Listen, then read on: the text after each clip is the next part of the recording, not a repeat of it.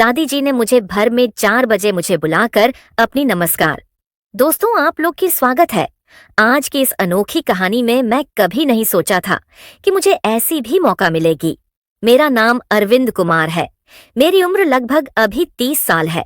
मेरी शादी अभी नहीं हुई है। मेरे घर में मेरे दादा और दादी माँ रहती हैं।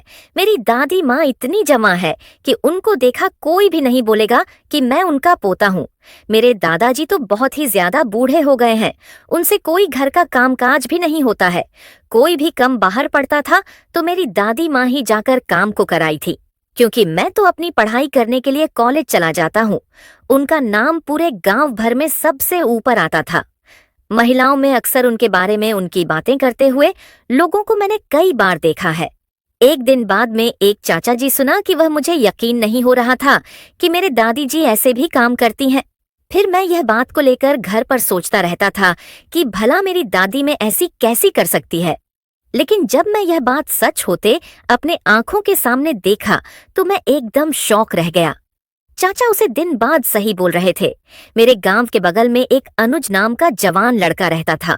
उसकी शादी लगभग हो ही गई होगी। दिखाने से तो ऐसा नहीं लगता है कि वह भी मेरी दादी के साथ मिलकर उनका सहयोग करता होगा। कभी कभी वह मेरे न रहने पर मेरे घर पर आता जाता रहता था। ये सब बात मैंने अपनी पड़ोस वाली दादी उसके मुंह से सुनी थी।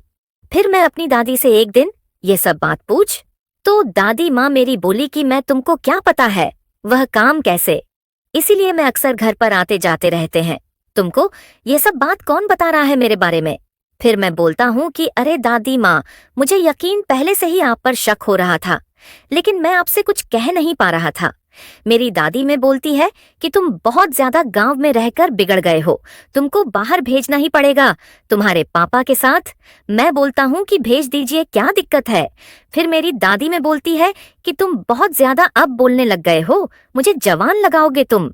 मैंने उनसे बोला कि यहाँ से बात में जाकर पापा जी से बोलूंगा तो आपको कैसी लगेगी। फिर वह बोलती है कि अपने पापा जी से कभी ये सब बात मत बोलना। मैं बोलता हूँ कि मैं तो बोलूंगा। फिर मेरी दादी में बोलती है कि ये सब बात नहीं, खाने के लिए तुमको क्या चाहिए। मैं बोली कि मुझे एक काम में आपका सहयोग चाहिए, आप दे सकती है कि नहीं। मेरी दादी में समझ गई थी कि मैं किस बारे में उनसे बात अब कर रहा था। फिर मेरी दादी में बोलती है कि मैं तो तुमको एकदम सहयोग करूंगी, मैं भी यही चाहती हूँ। फिर मैं बोला कि कब तक आप सहयोग करेगी मेरे साथ। मेरी दादी माँ बोलती है कि बस बहुत जल्द, जब भी टाइम मिलेगा तब मैं तुमको बुलाकर सहयोग कर दूंगी। फिर मेरी दादी माँ एक दिन सुबह के 4 बजे गए थे। मुझे बुलाकर बोलती है कि बोलता जल्दी से बाइक निकाल, क्योंकि तेरे नाना जी का बहुत ज्यादा तबीयत खराब हो गया है। मैं बोलता हूँ कि आप चिंता मत कीजिए, ज्यादा दादी माँ, अभी आपके साथ चलता हूँ। फिर मेरी दादी में बोलती है कि आज तो तुम घर पर हो तो मेरा सहयोग कर रहे हो, अगर तुम्हारे घर पर नहीं होते तो मैं शायद तुम्हारी नाना जी को देखने आज नहीं जाती।